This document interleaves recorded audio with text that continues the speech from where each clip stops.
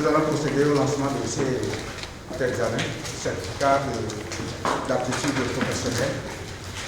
Je vais vous montrer l'enveloppe, vous allez vérifier.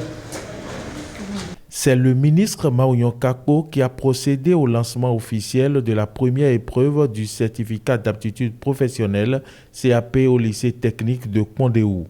Au total, 6 811 candidats composent pour le CAP session de mai 2021. Le ministre Maouyon Kako.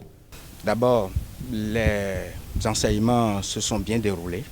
L'encadrement a été bien fait et bien suivi par nos conseils pédagogiques, nos inspecteurs, et à tous les niveaux, cela a pu bien se faire.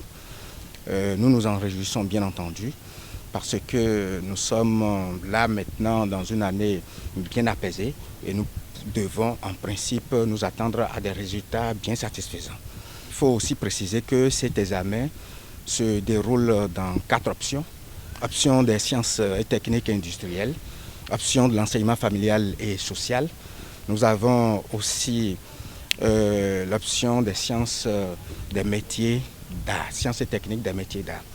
Donc l'examen se déroule donc dans toutes ces options-là avec plusieurs filières.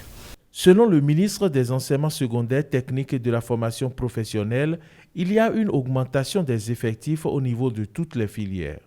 La particularité, c'est qu'il y a eu une augmentation des effectifs.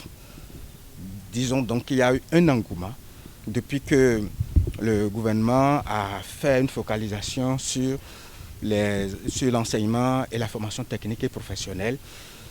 Ce secteur qui doit être relancé, valorisé, et les dispositions sont en train d'être prises pour qu'il puisse en être ainsi.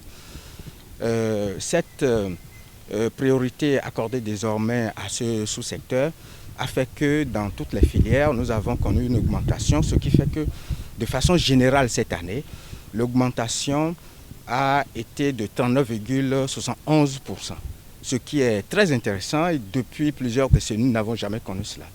Nous comprenons donc que les populations, les parents d'élèves, de même que les apprenants, ont compris l'insistance du gouvernement pour la valorisation de ce sous-secteur. Il faut rappeler que l'examen du CAP se déroule dans 16 centres sur toute l'étendue du territoire national.